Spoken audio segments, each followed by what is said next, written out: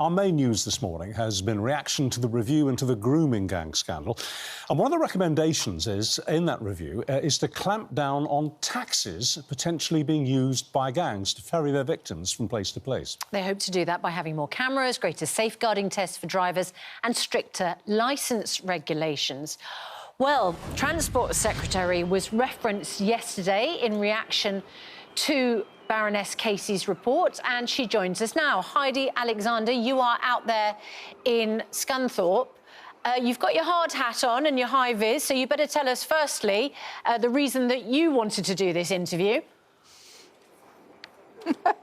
Good morning, Susanna. Thanks ever so much for having me on. I'm in Scunthorpe because it's an important day. We are signing a contract between Network Rail and British Steel to secure the supply of rail over the next 5 years. It's worth about £500 million, the contract, and it's going to see over 300,000 tonnes of rail track bought by Network Rail from this vitally important facility here in Scunthorpe. Obviously, the government stepped in 2 months ago to ensure that the blast furnaces could still operate here, and that as a country we still had the ability to manufacture primary steel. And so using our ability to buy British for our Great British Railways, the organisation that we're setting up as we bring those train operating companies back into public ownership, is a really important thing, and it's important for the livelihoods of the people who work here. Huge reaction to Baroness Casey's report. We have spoken to a number of victims, survivors of the grooming gang abuse. And in her report, there is an entire chapter dedicated to the threats and risks around taxis. She even says it's one dimension of local authority responsibility, but a key part of the nighttime economy. Taxis have historically been identified in a number of cases as a way children can be at risk of sexual exploitation, as a way for perpetrators to meet their victims, and as a means of trafficking victims to different locations and introducing them to other perpetrators. And the Department of Transport should close the loophole in the licensing of taxis immediately and introduce more rigorous standards. And the loophole they're talking about is where taxi drivers pass the tests and the safeguarding thresholds in one area of the country, which is easier and the threshold is lower, and then they go to an area of the country where the standards are much higher, but they can still operate with impunity. So what have you done as a result? So we take all of the recommendations from Baroness Louise Casey's report extremely seriously, and as you would have heard the Home Secretary say yesterday in the House of Commons, we are committed to closing these loopholes. The individual decisions taken by individual licensing authorities, which in the main are local authorities. In London, it's Transport for London, can result in different standards applying in different parts of the country. So what we want to do is have consistently high standards across the board. We will need to pass legislation to do this, and so we need to work rapidly on the detail of it. It's something that has been on our radar in the last couple of months since coming into government, and you know, Baroness Casey's report does make the case as to why action is now needed on this. What about putting mandatory cameras in the taxis with a good scan, a good spectrum, so you can see what's going on in them? Because the thing is, these taxi drivers who are involved in this, they know what they're doing. They're not innocently transporting these teenage girls from A to B to C to D. They know what's happening. They're complicit in it. So any argument about freedom of rights and all the rest of it goes out of the window. Would you be prepared to make sure that cameras are installed in all taxis?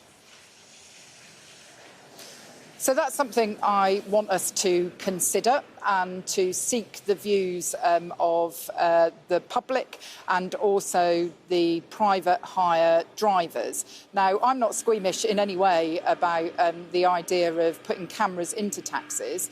And I can understand that some people may feel that that will add to safety in the taxi. What I am mindful of, and I do think we need to think carefully about, is this will add additional cost for the industry, and we need to work out whether it's a proportionate action. And so we're going to be looking very carefully at what all the options are going forward, but that is something on our list to consider. OK, I mean, what people will hear is Baroness Casey saying, improve the standards, close the loophole immediately, and a minister saying it's on our radar, we're considering it, there's all sorts of issues for business, and we're not sure if we can get all the standards raised across all local authorities. I mean, it just sounds like delay.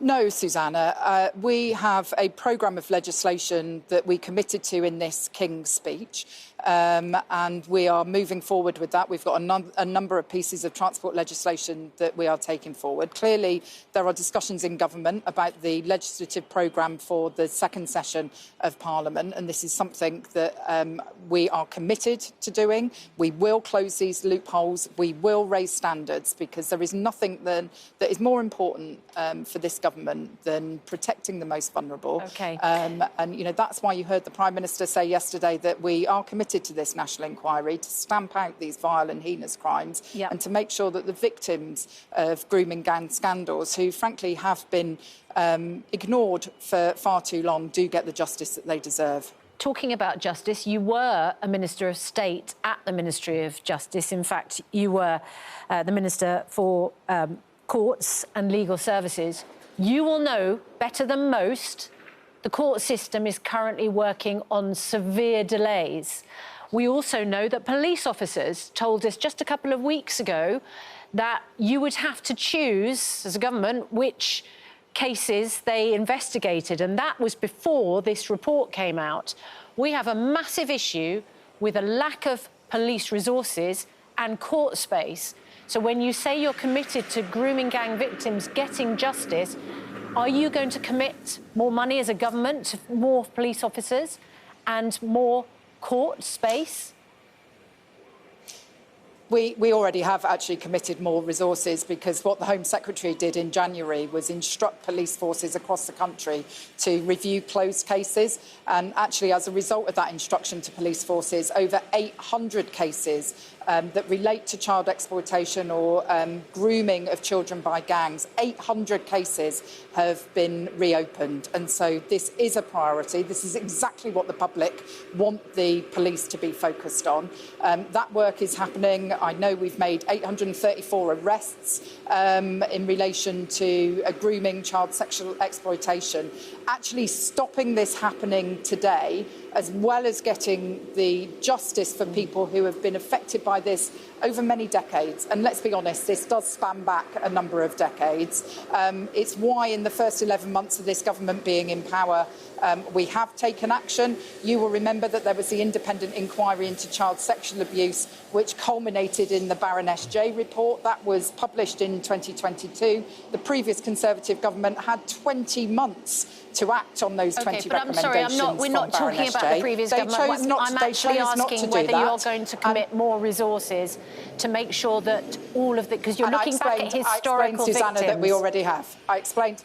So there's no... I explained, Susanna, that we already have, because we've opened those 800 cases, those old cases, as I said, which have previously been closed, and we've said if there's more evidence that's available, then we have to interrogate those thoroughly, because actually those victims need to know that the police are doing absolutely everything they can to bring the perpetrators to justice. Now, briefly, our viewers want us to ask you this question. Why are you so kitted out in a hard hat and goggles and high vis? It doesn't look as if you're in any particular danger or risk. A little bit over the top, possibly? Well, look, you know, it's a question I ask my own team, to be honest, Richard, because, you know, I don't believe in politicians, you know, engaged in cosplay. It's not really me, to be honest.